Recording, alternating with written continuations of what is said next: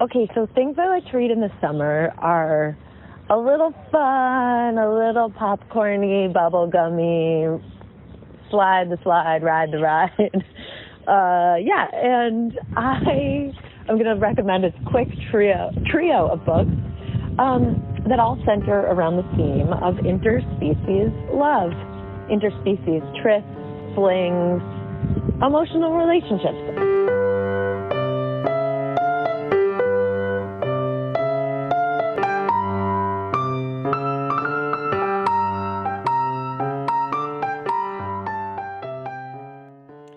Hello, listeners. Dukes here, and I'm really excited to get to this episode. This is the third and final in our summer reading series, and in this one, Chris and I are each going to make a summer reading recommendation for you.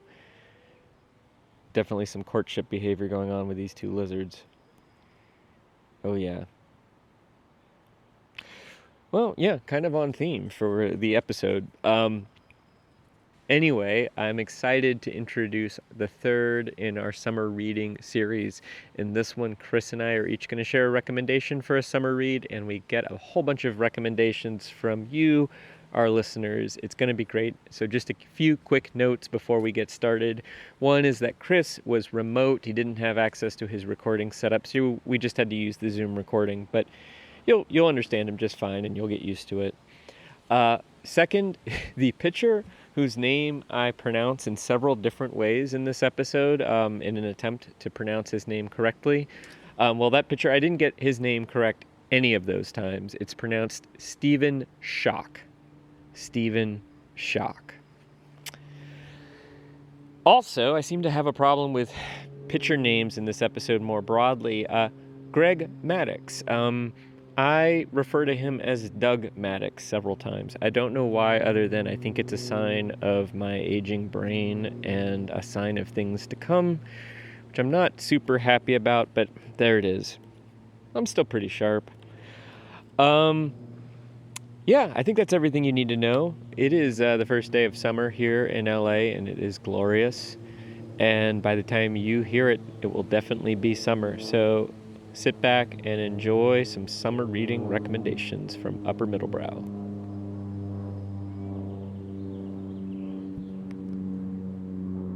Okay.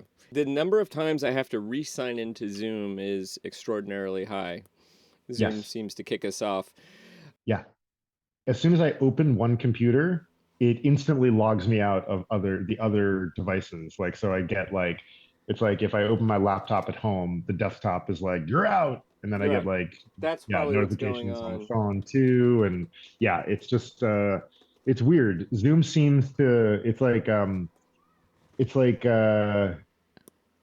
sort of like stormtrooper sentries.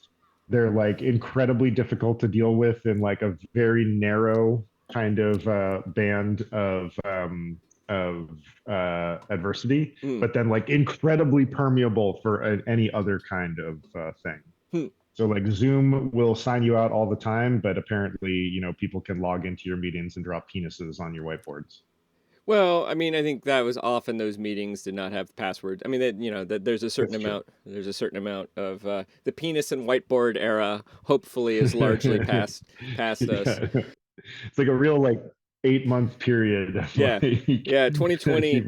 That was 2020 spring. They had sort of figured it out by the fall. It's kind of what our friend Justin's book is going to be about. Although we don't talk about that specific problem. You don't talk about penises and whiteboards in the book? No, not that I recall, and I last week read through every single word, so nice. I think I would know. So I had an idea of, rather than a ramble, of starting this one with a quiz, kind of inspired by my pick. Are you all right with that? So the question is, what do Tina Fey, Edgar Allan Poe, Stephen Scotch, or Stephen Scotch, or Stephen Schoch? It's the same person. I'm just hedging my bets when it comes to pronunciation. And Jesse Dukes all have in common. Tina Fey, Stephen Scotch, Edgar Allan Poe, and Jesse Dukes. Yes. Okay. First random guess, birthday. Nope. Okay. Let's see. Next random guess, birthplace. Nope. But that's good. That's good thinking. You know, you're in the right genre. Place of education? Yes. Okay. Tina Fey, Edgar Allan Poe, Stephen Scotch, and Jesse Dukes all attended the University of Virginia. Stephen being the current senior closer for their baseball team, which is in the World Series of Baseball. And though I will also say, and I'm going to demonstrate to you in the truth of this in just a second, another thing they have in common is they're all fucking hilarious. Very true. Edgar Allan Poe, actually, you may not. Obviously, Tina Fey is hilarious. Any listener to this podcast knows that, you know, apart from my modesty, humor is probably my greatest quality. Edgar Allan Poe.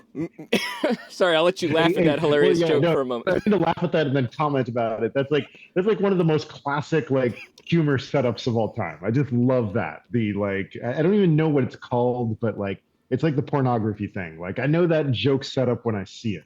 Yeah. I really wish I need like a joke dictionary or a joke encyclopedia that will allow me to define those terms effectively. You know, I've been wanting to, you know what, this would be a good time for me to write this book proposal. I've been wanting to write a book that's just what is funny. That explores both classic joke structures, the history of comedy, but also the biological evolutionary history of laughing and laughter and why we do it. I have a hypothesis that it's a sound we make when fear is leaving our body. You know, we've decided, oh, we're not going to fight. This is, you know, so like when apes start laughing, that means like, oh, something funny happened. The tension's resolved. We're not fighting right now. Whew, what a relief. Which is also, I think, why we sometimes nervously laugh, even when nothing funny has happened, because you're trying to let some of that fear out. Yeah. That makes sense. My reaction to getting a chiropractic adjustment is to burst into like wild laughter. And usually I think it's because like there is something really unsettling about getting a chiropractic adjustment. Yeah, we should talk more about humor.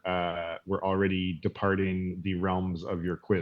But I mean, we're still in orbit. We're still in orbit. So, for University of Virginia, all four fucking hilarious. Yeah. I was trying to insert a joke about the University of Virginia Cavaliers being presently in the World Series, even though the true World Series of baseball doesn't happen until November. I believe you were referring to the College World Series. It is branded as the, quote, College World Series, which is sort of a double misnomer if you think about it. Because the World Series isn't really the World Series, but the College World Series is definitely not the World Series. But, you know, if they were going to rebrand, they could call it like the Universe Series or something. There's no rules about these things. You can call whatever series. There aren't. Yes, no, this is why you get this like spiraling number of European club soccer competitions, like the Europa Conference League final, which you're like, what the hell does that mean? Wasn't there one, what was the, you were joking with me and there was one that's just called like the Leaguey League or something like that? Or the yes, the Carabao Cup. Which like everybody is like, what is the Carabao Cup? And so the men in Blazers now refer to it as the Cuppity Cup Cup. Cuppity Cup Cup, right, indeed. So similar spirit here. So I'm going to play you an interview if the sound sharing feature works, and I really hope it does, because if not, we're buggered. Because I'm going to do more of that, of Stephen Scotch giving a post-game interview after he saved a game that basically kept UVA in the World Series of Baseball against Duke. So let's make sure I can share the screen. Share. Okay, are you seeing my Reaper? I am seeing your Reaper. All right, so here is Mr. Scotch. Here is Mr. Scotch. Here's Mr. Shosh. Here's Steven. For visual, he's standing on the pitcher's mound, and he's got a headset, and then the broadcasters are talking to him, and then the camera long lens is focused on him. So he's kind of like got this kind of shit-eating grin throughout this interview, and he's kind of looking up at the broadcast booth, but nobody's sticking a mic in his face, so here it goes. You know, you walk into a stadium, 8,000 people, they all want you to lose. But as long as you got your 26 guys ready to kick ass or kick butt, you're going to be all right. Sorry, I sweared. I shouldn't have sweared. You're good, man. Let's go back to that last inning, ninth inning. What are the emotions like entering that inning? Well, the emotions are go in, win. I heard a fan offer free Dippin' Dots if I blew it, which the price of Dippin' Dots with inflation is just unreal. So for a brief moment, I was like, damn, Dippin' Dots sound good. But also, I thought in the back of my head, we win today, we win tomorrow, or tonight. We're going to be here another day. That's more per diem. So that means I can buy my own Dippin' Dots and be a winner. So it's like, I'm going to go out there, I'm going to attack. And Steve, it's really easy pitching when you got a defense like ours, I tell you. It's so easy when they're behind you. As long as you keep it in the yard, you got a chance, which is pretty cool. Does anything make you nervous? Caves. Mainly. Nothing really. I mean, I don't see any caves out here. I don't see any caves out here. As the pitcher of a major university Division I baseball program. He goes on to talk about the sort of landscape in which you would find caves and which landscapes you don't find caves. This goes on that was only about a third of it right there. I gave you, I think my favorite moment is if we win today, that's another per diem. I can buy my own Dippin' Dots and be a winner, which is logical and hilarious. It reminds me that like baseball interviews are the best interviews. Because I think baseball is such an odd sport and like really sort of filches like the odder parts of the American society into it. This is why you get such amazing like names in baseball.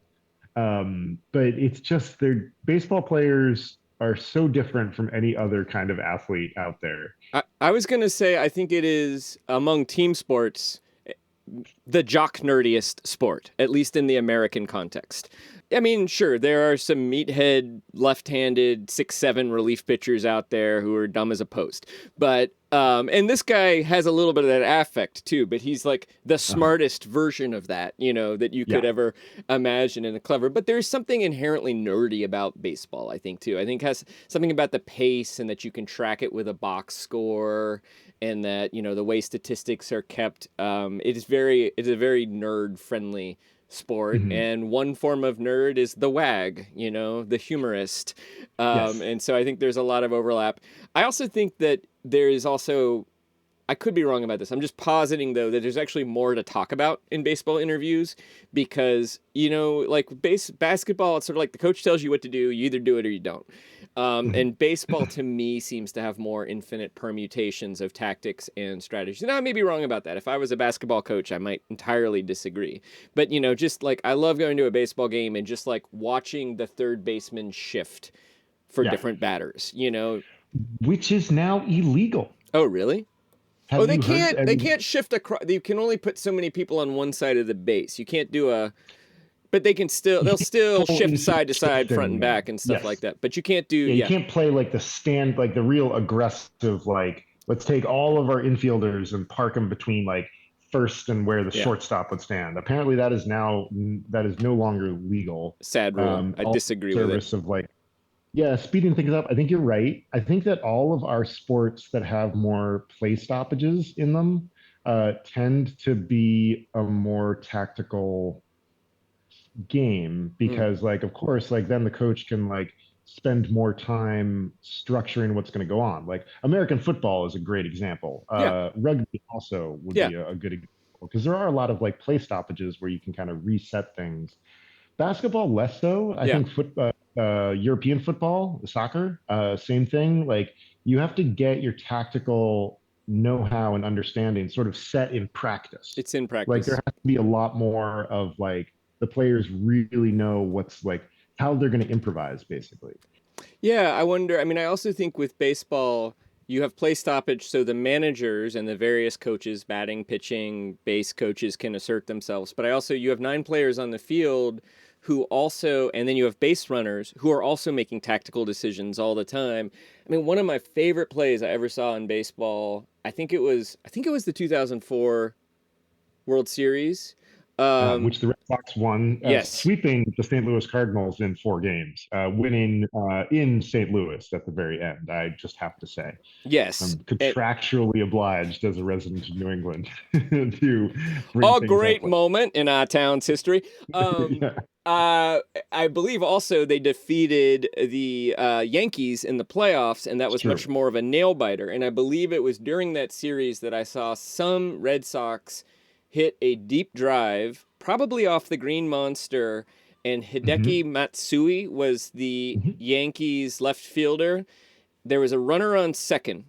He saw the ball, immediately glocked that it was going to hit the monster, but Yeah. he played it like he was going to catch it in order to hold the runner on second until the last moment. Very, very clever. And Yes. and so he kept the runner from scoring on a double, basically. I mean, he advanced to third, but not.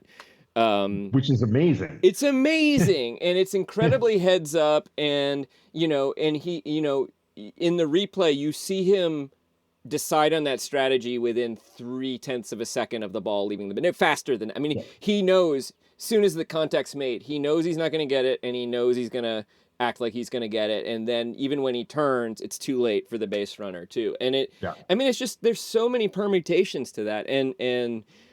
Yeah, anyway, we're not here to talk about baseball, but that is a preview of my summer reading recommendation that I'm going to give later Ooh. in the episode. But what I actually was hoping we could start with some of the voicemails that we got, a couple of the voicemails. Yeah. Awesome. So, sharing again, share sound. Okay, so here's our first listener audio memo recommendation. You'll recognize this. Hi, I'm Justin, friend of the show. I'm a teacher, I'm an educator. So summers are a big deal for me because I usually have summers off. And for the last few summers, I've been binging on N.K. Jemison's science fiction and fantasy, speculative fiction, which I can't recommend enough. She is an incredible world builder. The 3 series that I've really spent time with are her Inheritance series, about a world in which people have enslaved their gods. The 5th season series, which the upper middle brow guys are talking about, where climate change is transforming society and forcing people to live in new ways. And then the duopoly, the Killing Moon duopoly, where people have learned to harvest the energy of dreams.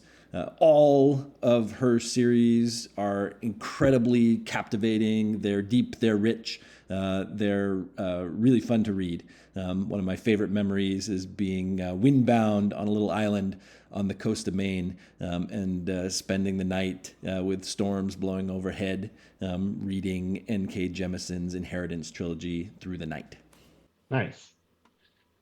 Yeah, I grabbed the next 2 books of the Broken Earth trilogy because I just thought the 5th season was just so good, and I can't wait to jump into the next 2 of them. Which we have recorded episodes about that the listener will not have heard just yet. Totally. But it was the last book we talked about, but I think we're gonna stick this episode before we hear those. Yeah, I mean, I think just listening to Justin's sort of recap and his little like brief summary of her other work, I think the thing that strikes me is just the wild inventiveness of her imagination, and that, like, wow, I mean, harnessing the power of dreams in one, and like wild seismology of the Broken Earth trilogy. I just, really, she really allows herself to range all over the place in such a way that I think is important for any writer. Yeah, it's a good lesson to all of us to keep our minds open about the places that we want to take our readers. Yeah, I mean, also this, in all of them, there's sort of a allegory about where does the sort of energy source of our existence come from, to sort of fascination with that. It's a kind of like, what is the foundation of what we might call the economy, and also what we might call the systems and structures. The other thing that really strikes me about Justin's voicemail that I love, I just love the memory of reading a book all night when you're windbound in a tent, and the way in which, when you're on a trip, which a lot of us travel in the summer, how having the right book on the trip can make a huge difference, you know, and it can also bring you through some challenging moments. Like I remember being in Tunisia a few years ago, and I was on this train, and it was like 100 degrees outside, and the train's air conditioning wasn't working. No, it was a bus, and the air conditioning wasn't working, or maybe it was working, but it wasn't keeping up. So, and there were like 60 people on the bus, and it was sweaty, and it was dusty outside, and it was just, and I had actually an audiobook of Rimdi, the Neil Stevenson novel, which is very long. Yeah. And I just kind of like went into a Rimdi audiobook nap for 6 hours. Like my body kind of hibernated because it was very physically uncomfortable. And, you know, it was okay. It got me through, you know, what would have been a very long bus ride, just, you know, allowed me to sort of nap and drift and listen to a very entertaining book. So I love that about Justin's, I love that about his account of summer reading. My analog is I once decided it was going to be a really good idea to take the Amtrak train from Oceanside, California, where I had just done a triathlon, all the way back to Portland. That's a long way. Yeah, it is a 33-hour Amtrak train. You sort of leave at around 8 or 10 in the morning on one day, and you arrive in Portland kind of in like the middle, late afternoon, early evening the following day. Wow. And I didn't have a sleeper berth because, you know, non-American readers, it's insanely expensive in the US for berth on an Amtrak. And my seatmate was among a group of 5 or 6 people who drank so much that they eventually were forced off the train in Eugene. Which is hilarious. They made it like 31 hours of a 33-hour train ride and then were evicted from the train. So close. He ended up in a romantic entanglement with someone, and so I could not go back to my seat. So I spent almost the entire trip in the observation deck reading Haruki Murakami's 1Q84. I love that book. Which is an odd book, but it was the perfect context for reading this strange, massive, very readable, surrealistic novel. And it was great. I sort of left California in like late March, early April. It was like beautiful, sunny, sideways, like late, like early spring sunlight in Redding, California. And when the sun came up and we were in Klamath Falls, it was like the dead of winter. There was like snow falling and it looked like the North Pole. And it really was this like absolutely strange trip. But you're right. Like a good book will make a otherwise untenable travel situation way more tenable. And it's, you know, like taking a train from Tokyo to the coast, like over the mountains that could have very well have been snowy, you know, to visit. I think he had a relative in care or something like that. I also have a very specific memory associated with that book in the summer too, although I think I'll hold off on sharing it. We might read that book one day. I definitely feel like that book, if Upper Middlebrow continues, it's hard for me to imagine us not eventually getting to 1Q84. Yeah, or at least like a long dip in Murakami. Yeah. I think he's too like absolutely right on the nose for Middlebrow. He is exactly what we're doing. Do you want to hear our next one? Yeah, let's do it. This is from Lulu Miller of Radiolab and Terrestrials. And I'll just go ahead and play. This was the last one we got. I had to kind of wheedle a little bit, but she sent it to me this morning. So here we go. What's up, boys? All right, I'm here with your fresh off the presses summer reading recommendations. Okay, so things I like to read in the summer are a little fun, a little popcorny, bubblegummy, slide the slide, ride the ride. And I'm going to recommend a quick trio of books that all center around the theme of interspecies love. Interspecies trysts, flings, emotional relationships. Number 1, Bear by Marian Engel, probably my favorite novella. Alive, Alive, it feels alive, that is. It was written in the 70s by a Canadian author. And it was simultaneously like banned, and it won an equivalent of the Pulitzer in Canada, the General Something Award. It's great.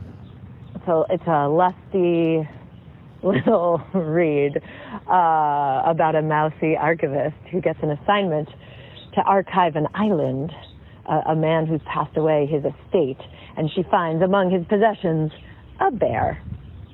And they are the only beings on that island, and things transpire. Number 2, Mrs. Caliban.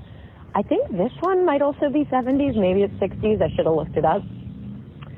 You know, people have said The Shape of Water is sort of ripped off of it, not based on it, but like ripped off. I don't know. I think there can be multiple stories of women falling in love with frog-like, fish-like science experiments that get out.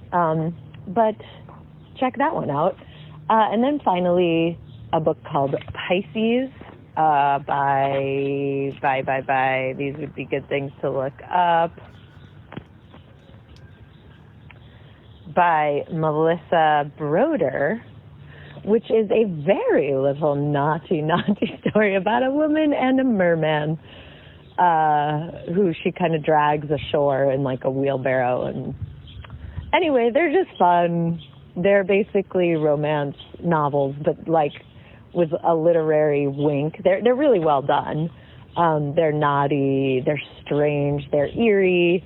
I think what appeals to me about interspecies stuff is like partially the fun of it. Like but I think they're often metaphorical for a kind of queerness, for just jumping out of the rules of things. I'm not here to advocate bestiality, but I am here to get to like read about animals and think about other minds and how that might work in love, and to see characters who are so kind of like dismayed by humanity, how humanity can take a toll on them, that they reach for a love that, and like a kind of mind that's really beyond a norm.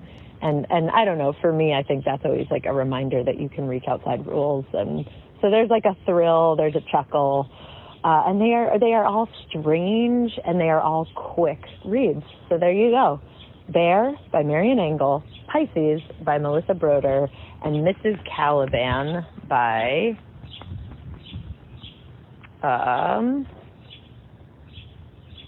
Rachel Ingalls. Have fun. Farewell. Have a great summer. That was Lulu. My favorite part of that is the farewell. Have a great summer, as if like Lulu is like departing on like a voyage. Yeah. Like never to be seen for the rest of the summer while she's off reading stories of interspecies love. One of the things I have noticed, that there's definitely a substantial percentage or portion of readers who want something steamy during the summer. Like this, based on our last episode, this is clearly a thing. This is part of summer reading for some people, involves romance and maybe sex. Mm-hmm. Yeah, totally. You know what Lulu's what her section there just makes me think of is like, we've been talking a lot about speculative fiction, and what she's saying, like, I'm not into bestiality, but like I think it's interesting to ask these questions about, like, it's another what if question. It's like speculative fiction comes to the romance novel. Like, what if like we didn't like stick to our own speciation in terms of romance? And I think that's a really clever thing to notice or to point out. I don't know that these would be summer reads for me, that they might be more like winter reads. I trust Lulu, and I think I have a certain amount of squeamishness around this topic. And, we remember the summer camp where we used to work. You remember the barn climb sort of map of comfort creative challenge and Oh comfort. yes. Right. Yes. I refer to the yo-yo panico zone with like alarming regularity in my professional life. Right. And so the idea here is that we all have a comfort zone where we're safe in. It could be with reading, it could be with something athletic, it could be with something professional, it could be with a relationship, but we don't tend to grow if we stay in that zone. And then there's a Mhm. sort of creative challenge zone outside of that that's hard and it's uncomfortable, but that we sort of need to enter into that to grow. And then we'll probably want to rest and recover by coming back into the comfort zone. And then there's also the yo-yo panico zone, which is just not fun. And we probably don't want to get into it, but we are going to get into it sometimes. And it's best to be prepared for that and, sort of try to figure out how we're going to get back into that creative challenge zone again. And, I do feel like these books are they sound like creative challenge books for me. Like, I feel like I would have a little bit of squeamishness around them, but they would have the kind of effect that you're talking about as a kind of romantic, sociological, emotional thought experiment that's actually pretty important. Mhm. I will also say, though, this voice memo actually made me come up instantly with another upper middle brow pop quiz for you. Okay. So you ready? Yes. What author published a novel in the 1970s that features interspecies sex as an important plot point and a way for different species in a kind of sci-fi alien context to cement kind of like diplomatic alliances? And I have Larry Niven. ah, you didn't even need the multiple choice. Yes. This is very funny because as we were listening to Lulu's piece, I was like, doesn't Larry Niven have an interspecies like Yeah. short story or In something? Ringworld, the Ringworld is this enormous planet that is as big as a solar system, just about, and there are thousands, if not millions, of different species that are not, generally speaking, sexually compatible. But many of them are sort of humanoid, and so one of the sort of rituals on this world when you're sort of cementing or making an alliance with another sort of group is to do something called Rishathra, which is somebody from your group and somebody from their group gets it on, and that sort of seals the deal, of your diplomatic encounter. So once again, Larry Niven is with us. I can extend this. I won't make this a quiz or anything like that. But Larry Niven has a very funny short story called "Man of Steel, Woman of Kleenex," which imagines the very real interspecies problem of Superman and Lois Lane. And like I won't, we're mostly, I mean, we're somewhat explicit. We say swears and things like that. We don't need to Yeah. get into the core of it, but I will just say that if all of Superman's biological processes have the same sort of power and superchargedness of the rest of what he does, sex with Lois Lane is going to be a real problem for her. Yes. Yes, indeed, it would be. And well, maybe we'll leave it at that. I actually wanted, before we move on to other voicemails, to ask you. This is the question we asked our two guests last time, and Lulu sort of spoke to it. I think Justin sort of spoke to it, which is summer reading kind of relevant to you as a concept? Do you read differently in the summer than other times of the year? Huh. Um, it's funny. I'm sure this was different when I was a teacher still, and would sort of have a summer off. But like, when you're an English teacher, your whole life kind of revolves around reading. Yeah, I think my reading does change in the summertime. I think I do trend a little bit more towards lighter things. My book that I picked is probably sort of like literary light, I might say. And that is sort of where I end up a little bit more often when I'm reading in the summertime. Um, but yeah, I mean, like ideally, there's a little more travel in the summer. There's a little more lazy time. And I always spend a couple weeks in Maine, seeing my family. And that's when I read Norwegian Wood last summer, which, is maybe not a lighter book, but is a very readable book for the summertime. Yeah, I think that I don't really tend to have the summers off. I do tend to read differently while I'm traveling, and I do tend to travel more in the summer. And I think that when I'm traveling, I do want a lighter, more entertaining book. Maybe, sort of for the reasons I was explaining, or, sometimes you're under a little bit of stress or you don't quite feel at home. And so having a book that quickly becomes comforting and sort of gives you the sense of like, oh, I'm going to return to these characters that I've gotten to know. I like, and I think I like long books in the summer for that same reason too, because I like the sense of settling into the book, and once I've gotten to know the characters, of really being able to spend some deep time with them too. And so I remember reading Infinite Jest the first summer that I worked in Maine, and going off on these 7-day trips and coming back, and then sort of like my wacky friends, at the tennis academy and throughout Boston were kind of like there waiting for me, and so I do like that. And then I love when I'm traveling to have books that somehow resonate with the way I'm traveling. So like your experience of being on the train and reading 1Q84, or a few summers ago I read Where the Crawdad Sings while I was sort of driving and then in North Carolina on the coast in a similar landscape. Or I drove through Mexico and read La Lacuna by Barbara Kingsolver, and which is describing these things happening in Mexico, and also somebody who is going from Mexico to the United States and passing between those spaces and observing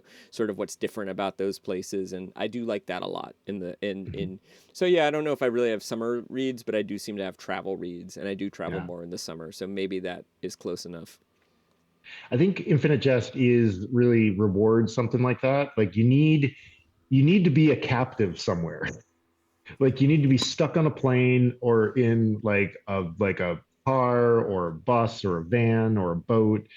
You really need to think, oh, this book is hard, but there's literally nothing else for me to do.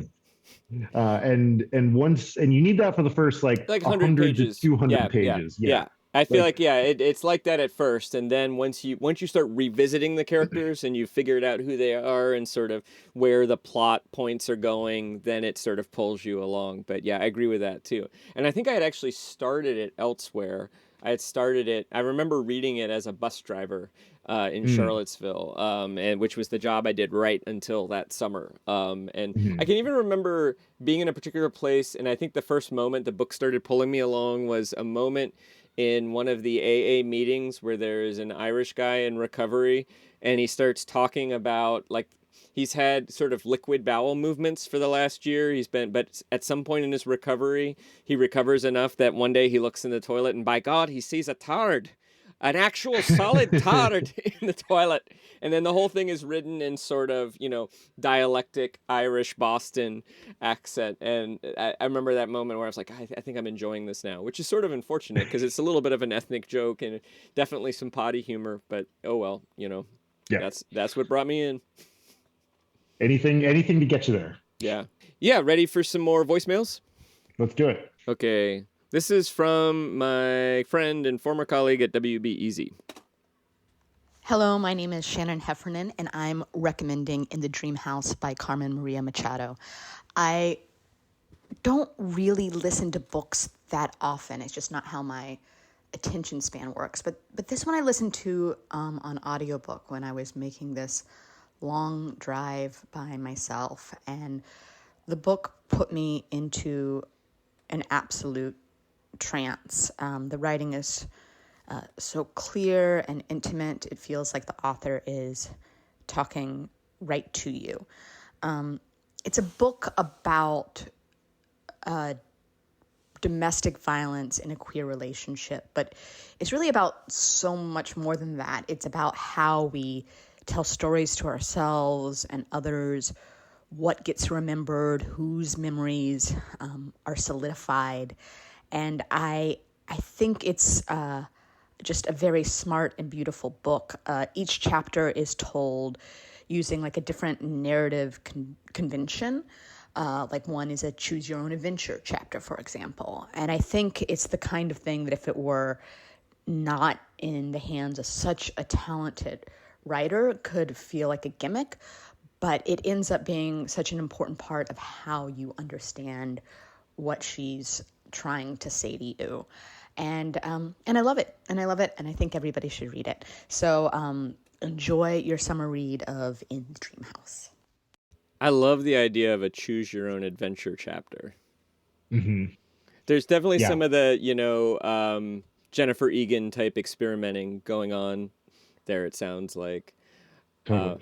It reminds me, I don't know where I was reading this. No, this is in the podcast I'm presently obsessed with, the 60 songs that explain the 90s. Um, Rob Harvilla, the host, talks about the use of second person in song. And this is something that you and I have talked about a bunch too, about the use of second person. He does refer to Jay McInerney's second person. He sort of savages it in a pretty quick throwaway, sort of like a 1980s overwritten hipster novel, Jay McInerney's Bright Lights, Big City, but talks about the fact that without the second person, you can't have choose your own adventure books. I was like, oh my God, what a great observation. Like the stalwart of the form is the second person. There's also a lot of second person in tabletop role-playing games as well. Yes. Yeah. Yeah. Yes. You walk into the dungeon. Right. It sounds like dripping, I don't know, ichor. Oh, indeed. Is it a slime jelly? It's got to be a gelatinous cube. Yeah. I also love the way in which a certain kind of book can really be company on a long road trip when you're driving alone, and how it can start to feel like it's talking to you and you're in this very immersive experience. And I've actually gotten to the point where I listen to more books than I read on page nowadays. And partly that's to do with my habits and other things. But I definitely relate to that. I'm going to play another one. Hi, Jesse and Chris. It is Leah Jones from Finding Favorites podcast, here with 2 summer reading recommendations for you. The first is not new, but I will never stop recommending it as the perfect summer series.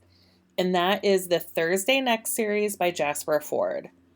Jasper creates the most amazing worlds. Every time he sets out to create a new world, it is phenomenal. And in the Thursday Next series, we follow a book world detective who goes in and out of book world and our current world, investigating things that have happened in manuscripts, crimes that are happening in book world, and it explores what is life like for characters of fiction books when they are not being read. So I will always recommend the books. The Thursday Next series, start with The Heir Affair. If you are a lifelong reader, you will be delighted by what Jasper is bringing to the forefront. The other one is a book that I am looking forward to reading. I have it next. It's the next audiobook I'm going to listen to, and that is Abraham Josie Reisman has written a book called Ringmaster about Vince McMahon and the unmaking of America. I think I talked to Chris about it, how Josie has coined the phrase neo-kayfabe, and I am so excited to dig into this book. I'm talking to Josie this weekend for Finding Favorites, and I'm so excited. I wish I had time to finish reading it before our interview this weekend. I hope you are well and getting ready for a fun summer. I feel like Ringmaster, a number of people have said they don't read as much nonfiction over the summer. You're looking for something light. Maybe you're looking for something escapist. I feel like Ringmaster would be a great summer read for me. Like it's the kind of nonfiction book that still sort of sounds like it would pull you along as much as a great novel. And I'm mildly obsessed with professional wrestling. And I do think, there's Vince McMahon sort of playing with what is real and what is not, this notion of neo-kayfabe and, certain politicians and reality TV stars. There's a lot going on that's worth sort of unpacking, and the way that people seem to be able to kind of play with that space between reality, fiction, in a way that sort of allows people to build celebrity and power and also escape consequences in many respects, because maybe everything is a little bit of a game. I mean, yeah, I mean, one thing that I think is funny is that, kayfabe as a term isn't really that old, but the fact that it's got such a depth of like market penetration that we need neo kayfabe to explain something else that's going on in America, is a real sign that, like, as weird a term as that is, and sort of it's like such an odd portmanteau, that we need a new version of it to explain, like America.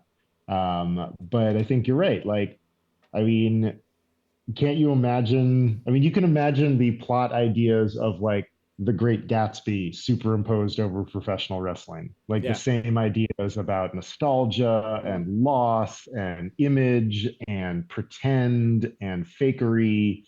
You just got to think about the books in Gatsby's library where he hasn't even cut the pages. Like, he's so not invested in the illusion, the real depth of the illusion, in the same way that, like, nobody really thinks that it's real in professional wrestling. Right. But what's important is the uh, the depth of the illusion. That the illusion seems like it could be real, which is such a strange inversion of illusion. Yeah. Yeah. And it's interesting. Both of Leah's picks have to do with playing between the difference between the real and the imagined, too, right? Like, you have Jasper Ford is writing these books where the characters, have a life beyond the book, which is, I'm having a hard time even imagining that as a narrative convention. Like, how's it even written? But I certainly think that anyone who's tried to write will appreciate the power of the metaphor there, right? Of characters who aren't doing what the writer wants them to. You want to tell this like tight little story, and you want certain things to happen, and you're reaching for certain symbolism, and the characters seem to have other ideas. I think that's a real experience that many writers have, and I don't know that Jasper Ford's the only person to literalize that. It's something that happens from time to time, but those books sound exciting too. I think maybe my mom was reading one of them. Well, should we do our recommendations? Yeah. So I'm recommending Tomorrow and Tomorrow and Tomorrow by Gabrielle Zevin. This is not going to be any kind of groundbreaking recommendation, nor will it showcase Zevin to anyone new. I think she's, this book was a hit, but I'm about halfway through, and it reads real easy, but it's still a good literary work. I think it's a very strong possibility for a future upper middle brow read. But yeah, I wanted to read this section. This is about 3 medium paragraphs. This will probably take me about a minute or so to read, but this is from the very first chapter. One of our protagonists, Sam Mather, at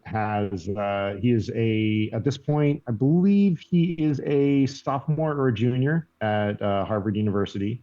And in the Red Line station in Harvard Square, he sees his childhood friend, Sadie Green, who he's been estranged from for a few years. Yeah, here we go. He was about to call her name, but then he didn't. He felt overwhelmed by how much time had passed since he and Sadie had last been alone together. How could a person still be as young as he objectively knew himself to be and have had so much time pass? And why was it suddenly so easy to forget that he despised her? Time, Sam thought, was a mystery. But with a second's reflection, he thought better of such sentiment. Time was mathematically explicable. It was the heart, the part of the brain represented by the heart, that was the mystery. Sadie finished staring at whatever the crowd was staring at, and now she was walking toward the inbound Red Line train. Sam called her name. Sadie! In addition to the rumble of the incoming train, the station was roaring with the usual humanity. A teenage girl played Penguin Cafe Orchestra on a cello for tips. A man with a clipboard asked passersby if they could spare a moment for Muslim refugees in Srebrenica. Adjacent to Sadie was a stand selling $6 fruit shake. The blender had begun to whir, diffusing the scent of citrus and strawberries through the musty subterranean air, just as Sam had first called her name. Sadie Green, he called out again. Still, she didn't hear him. He quickened his pace as much as he could. When he walked quickly, he counterintuitively felt like a person in a three-legged race. Sadie! Sadie! He felt foolish. Sadie Miranda Green, you have died of dysentery!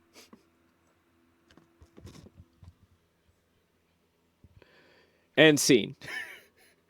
Yeah, it goes from there. He does get her attention with that, I will say. That is the key that unlocks the that her attention, which I, for people in your and my generation, the phrase "you have died of dysentery" will instantly, if we have had the experience of playing Oregon Trail, transport us back to those particular moments. I played them on an Apple IIgs, the old green and black version. Same here.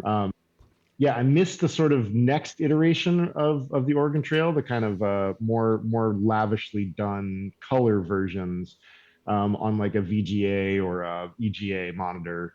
But I just think that that passage, like there's this little section, like she manages to muse about time and then emotions, the difference between thought and feeling that is, runs through all of literature. um Nice little scene setting of like the rest of the world kind of going on around the action of your novel. And then like a moment that like really crystallizes what this book is going to be about. Like, oh, this is a relationship that is founded on, computer games. And I just thought like such an efficient and effective way of doing character development and scene and setting development. How early in the book is that scene? Oh, we are on page 5. Okay. But the book starts on page 3. This is very, very early. I was thinking about reading the opening paragraph because it's also a killer in terms of letting us know where we are. But that passage I read I thought was better and gives me a chance to talk about Oregon Trail. Yeah, we played it on Apple IIgs, but I think we had whatever graphics they had in Atari. That our Apple IIgs had that kind of graphic card, so it was full color but very blocky. And so I'm curious, do we know up to that point that have we met Sadie, and do we know that Sadie might have, gone to school with this character, or is that scene how we learn that or gather that?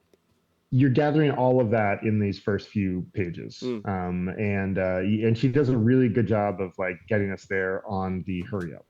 The moment that grabs me, I mean, obviously the ending line is wonderful, but the moment that I went from like, oh, this could be any book to like, ooh, I think I do want to read this, was the thinking about time being funny and then being like, no, it's not time, it's me. Time is always time. It is something about me changing. And what that says about, we learn in that moment that this protagonist is thoughtful, is sort of introspective, introverted, precise, all of these things. It's the sort of thought I would have, or at least I relate to as well. And it also suggests a kind of, neurotic, mildly neurotic character too. Like, why does it really matter whether it's time or the heart? But I found that moment super compelling. Where's the city that it's happening in? Boston. Oh, okay. Okay. We're in Boston. Good literary stomping grounds. Yeah. A lot of Masshole content on this episode. We have Justin, we have Lulu, we have you, we had the 2004 World Series. So my recommendation, I was going to go with something else, but after seeing the Stephen Skosh interview, it snapped me out of my original pick, and I wanted to go with something about baseball. So I am recommending The Art of Fielding by Chad Harbach. Great. You're giving me the thumbs up. It's a great baseball novel. You know it. I think also the other thing it kind of reminded me of, and you and I have chatted about this, is thinking back on it. It has a lot of that same feel. If you've read Infinite Jest, the moments with, Hal and Cadenza and Mike Pemulus and the Tennis Academy, it has a similar feel. This idea of baseball as a baseball team as a family. Quick plot recap from memory. It's been a few years, but we meet Henry Scrimshander That's right. somewhere. Talk about great names. Somewhere in rural Wisconsin. He is a talented but baseball player, but not necessarily being scouted because he's a little bit shrimpy and not a great hitter. But he's a really good fielder, and he has read this book called The Art of Fielding. And a catcher from a college that's on the coast of Lake Michigan in Wisconsin, a small college, sees him and sort of recruits him to come to the college on a baseball scholarship. And 3 years go by pretty quickly. I think it's Henry Scrimshander, bulks up, and he kind of goes from an Ozzie Smith to a Cal Ripken. Like, he becomes a kind of good hitting shortstop. But then something happens and he gets a mental block. And it's an interesting mental block. He can't throw the ball to first anymore. And there's some other characters. There's something of a love triangle or a love quadrangle. There's another subplot involving a sort of discovery of gay identity among one of the characters.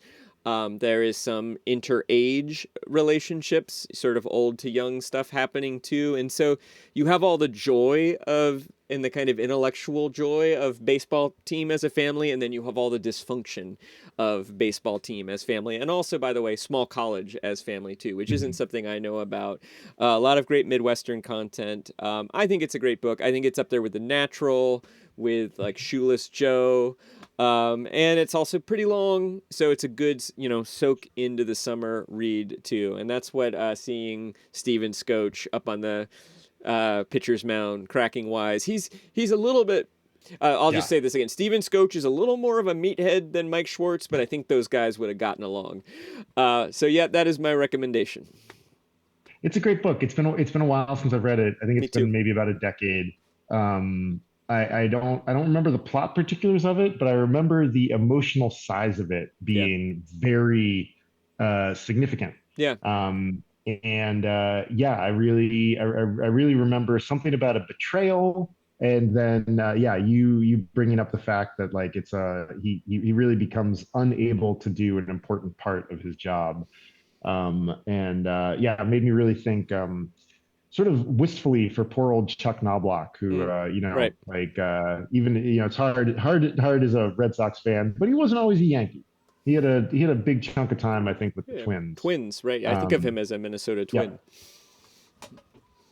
Yeah, I do too. But the wild inability to get the ball anywhere near first base was just an absolutely astonishing development for a player of that caliber. And it's not, you can read about mental blocks. It's a thing that happens. I assume the culture of baseball is not all that great at providing the kind of support and help that a ball player would need in that, suck it up, Totally. I don't imagine, we talk about baseball being the intellectual sport. As I'm thinking about it, one of the sort of great, often told but never well told stories, in my opinion, is that of Mark Fidrich, another masshole from, where was he? Westboro, or not. Was he from Westboro? He was from not so very far away from you. Maybe from Eastboro. Is that a thing? There's no Eastboro. There's a Northboro, a Southboro, and a Marlboro, along with Westboro. Let's figure out where but he was a ball player who had an injury that now would be diagnosed and treated, and he would have had likely had a great career. He died in Northboro, and he was born in Worcester. Worcester. And he went to Algonquin Regional High School in Northboro, God damn it! I hate those assholes.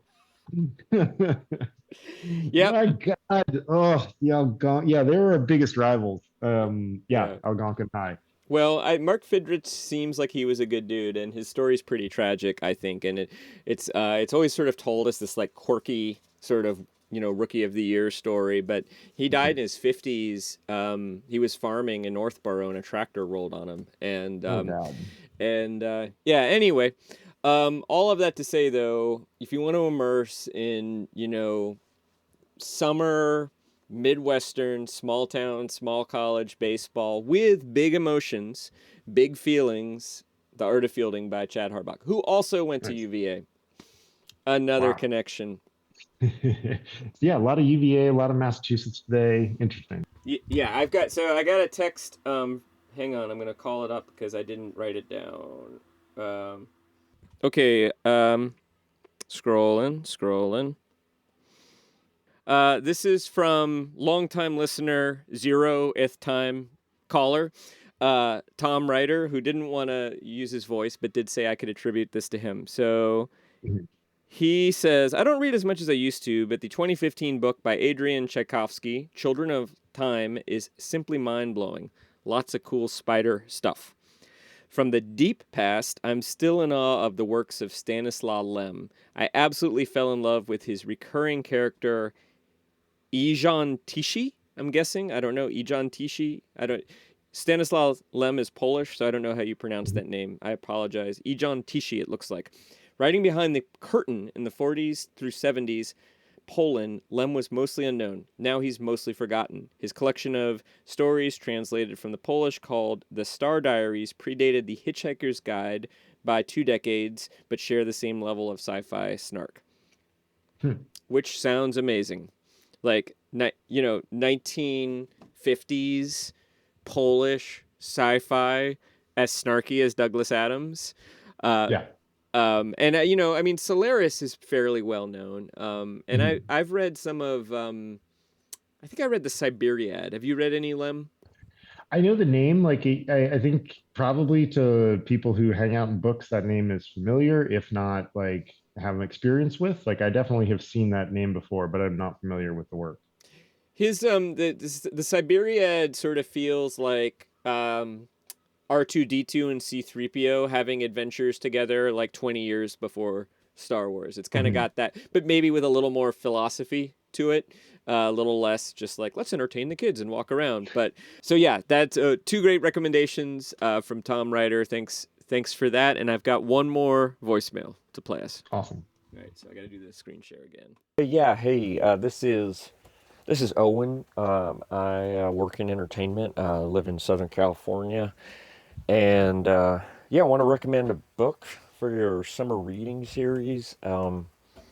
Yeah, in the summer it gets kind of hot here, so I like to think about cold places in the summer and snow-covered mountains. And one of my favorite books like that is The Snow Leopard by Peter Matthewson.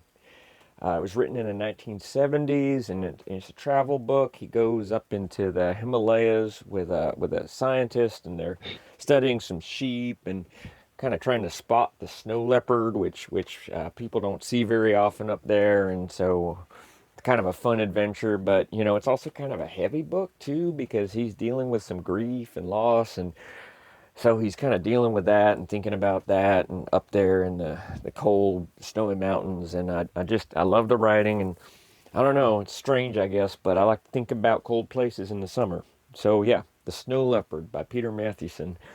And yeah, keep it up. I love what you're doing with Upper Middlebrow. Hope your readers or your listeners enjoy that book.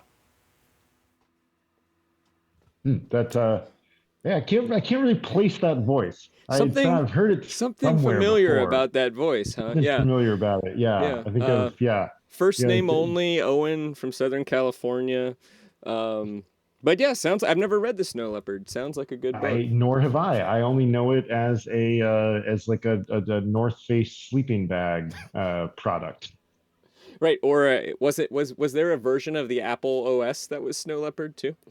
Yes, 100%. Yeah. Yeah, I think I Someone should remember go that through box. and like, yeah, it's like there's like a lot of islands, but you're right. Snow Leopard, that was an operating system for Mac. I feel like this.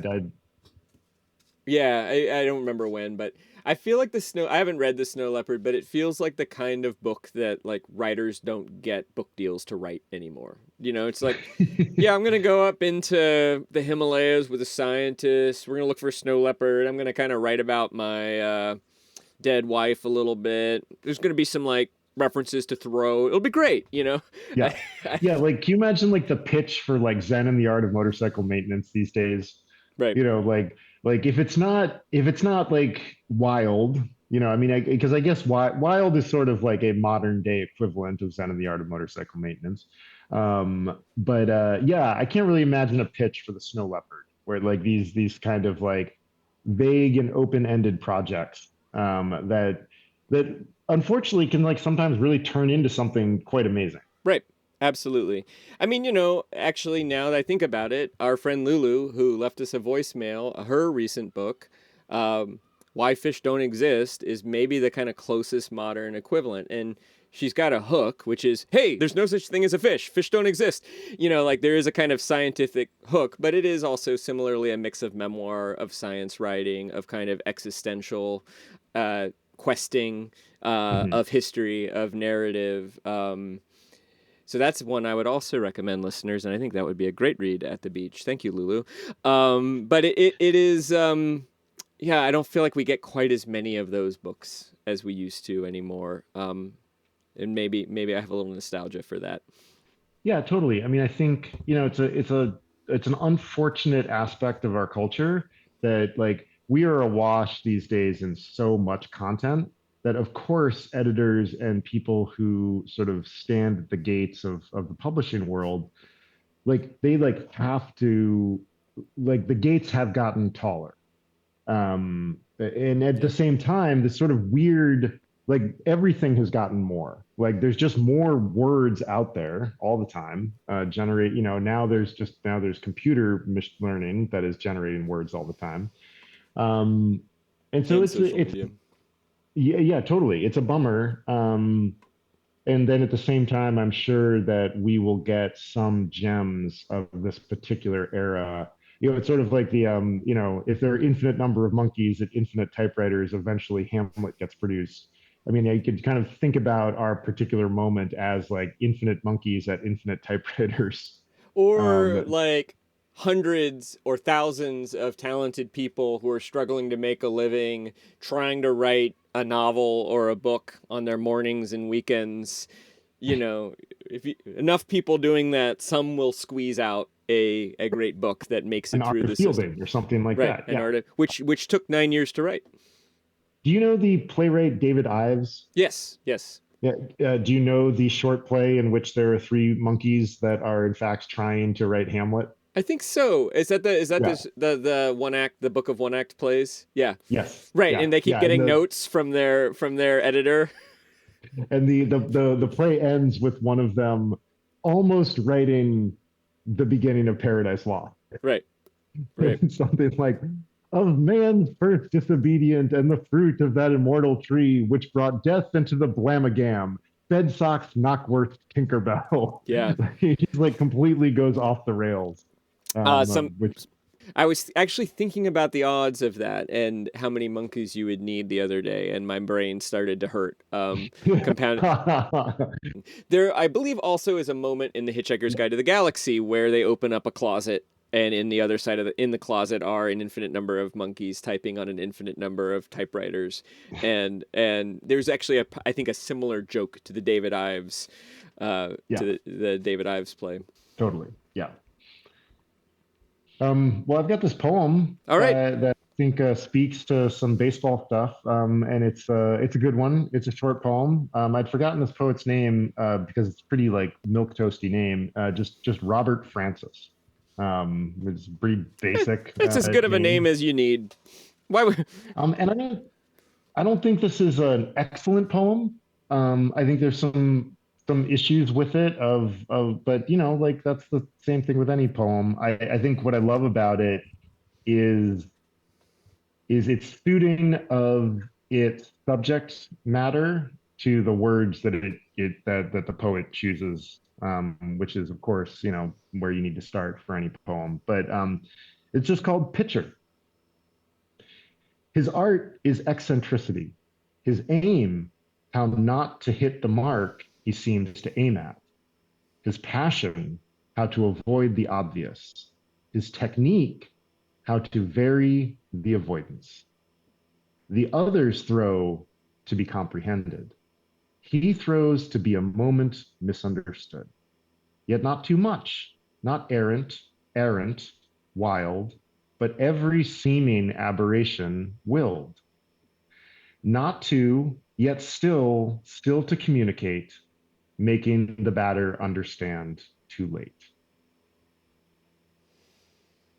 When I was a teenager, I spent a lot of my summers in Lexington, Kentucky, and we got WGN television, and they would run the day baseball games of the Cubs because the Cubs didn't have lights at that point, or they got lights around that time.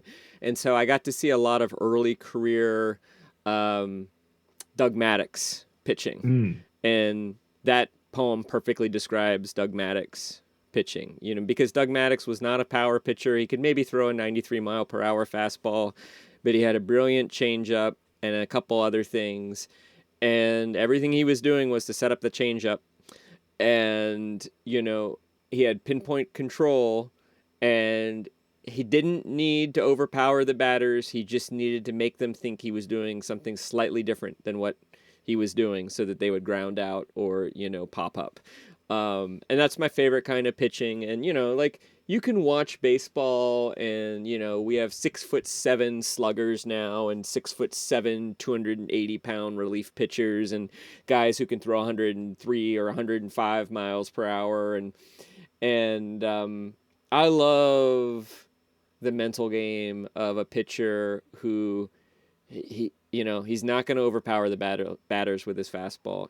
He has to outsmart them, and he has to use every wile and every bit of control, and he has to keep them guessing. And I love watching a game like that.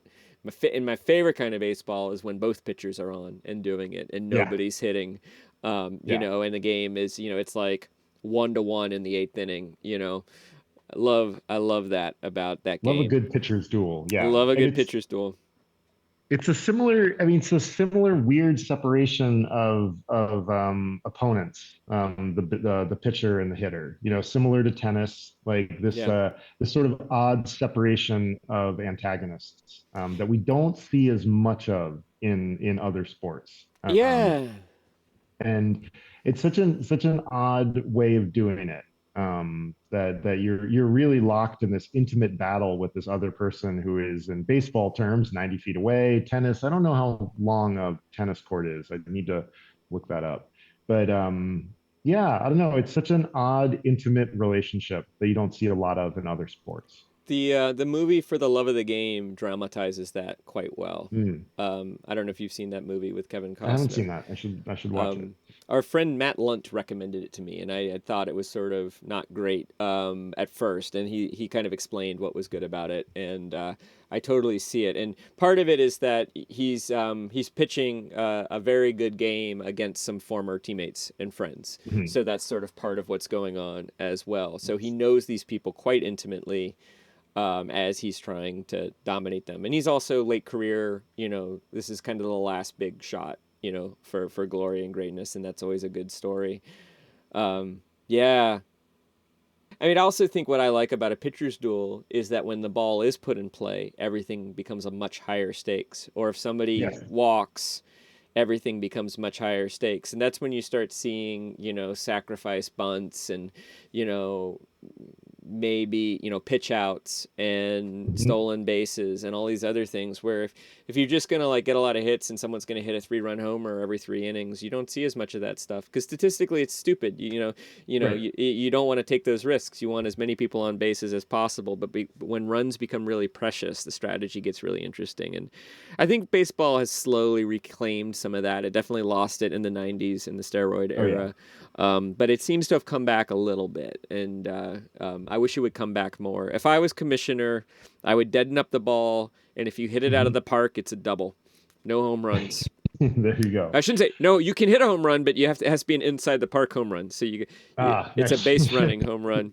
No, it would make David Ortiz slightly less tenable as a prospect. Yeah, and Um, I'm not a big fan of just big chunky DHs who can hit home. I mean, I just don't think that's very interesting. He's a good dude. oh I yeah. like him. Maybe it would have made him run a few more laps and learn to play first base or something like that. Yeah, 100%. I mean, like, I mean, the National League game is better. We Yeah. know everybody knows that. And I mean, I think you're talking about like the hard scrabble nature of baseball, which is really the way that it should be played. But And didn't those like, a-holes just extend the DH rule to the National League this year oh, too? good Lord, really? I think so. I don't think Oh no. pitchers hit anymore. I could be wrong about it. That was another great thing about Greg Maddux is that his lifetime Oh batting God. average is like 220 or something like that. That's amazing. That's There is at incredible. least one Greg Maddux game where he threw a shutout and then the only run the Cubs score was on his RBI. Oh, what a, There's what at a least game. one game like that. He's like literally like, do I have to do everything? And the answer is yes. Tonight, Greg, you do. Yes, you do. I guess somebody got on base so he could drive them in, but yeah. Yeah, I mean, it's like America is addicted to bigness. I did see a very funny stand-up recently about how like Americans don't like soccer and it's a low scoring and they're like, look at football, it's like 21-14, and they're like, he's like, no, it's That's 3-2. Yeah.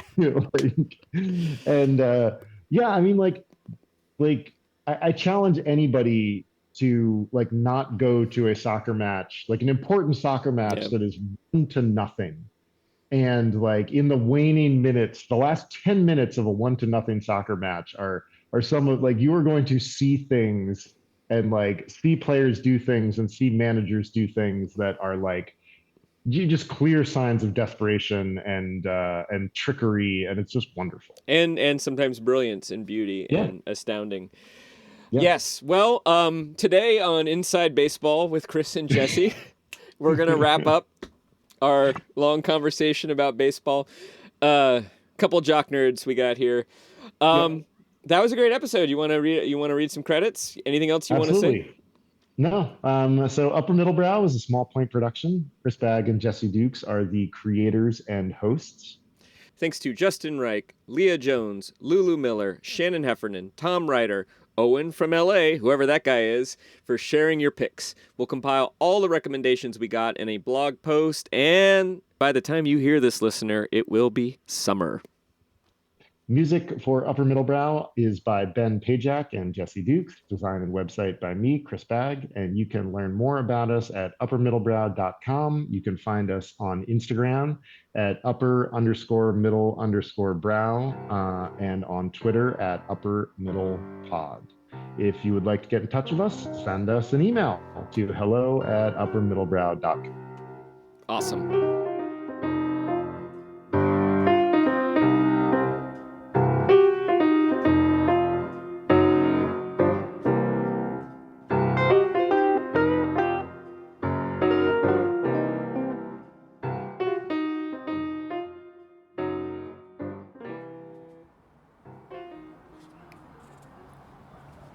And all right, sun is still out, 7 o'clock in Southern California. It's probably going to be out till more like 10 where Chris Bagg is in Portland or where my friends are in Maine. But in the southern climates, the days never get all that long. But still, I think the sun sets around 8:30. Second longest day of the year. I do love the long days.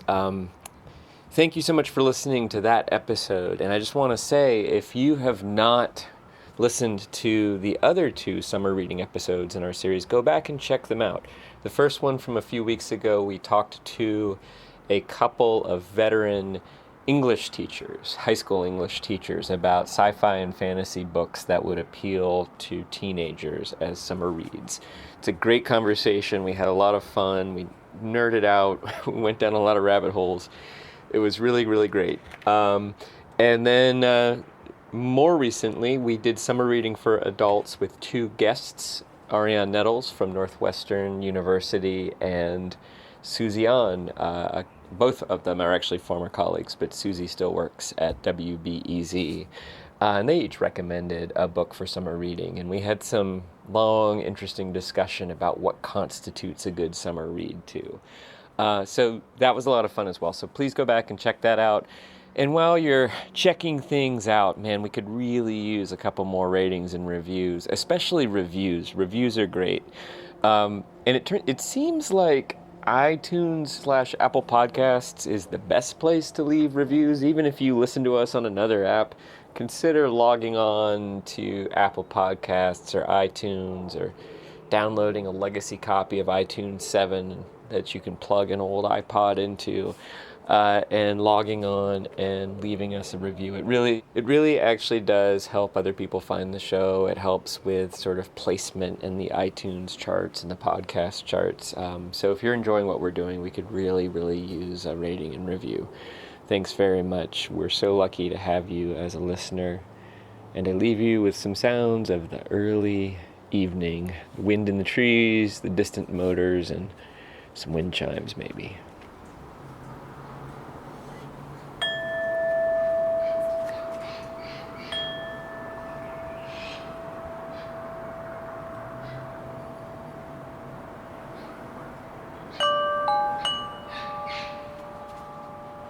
Can't tell if that's a dog or some kind of corvid or grackle or something. Oh, there's a honeybee right there.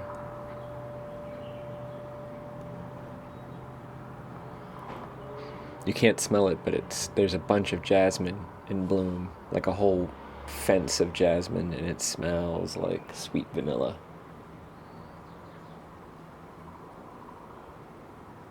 Until next time.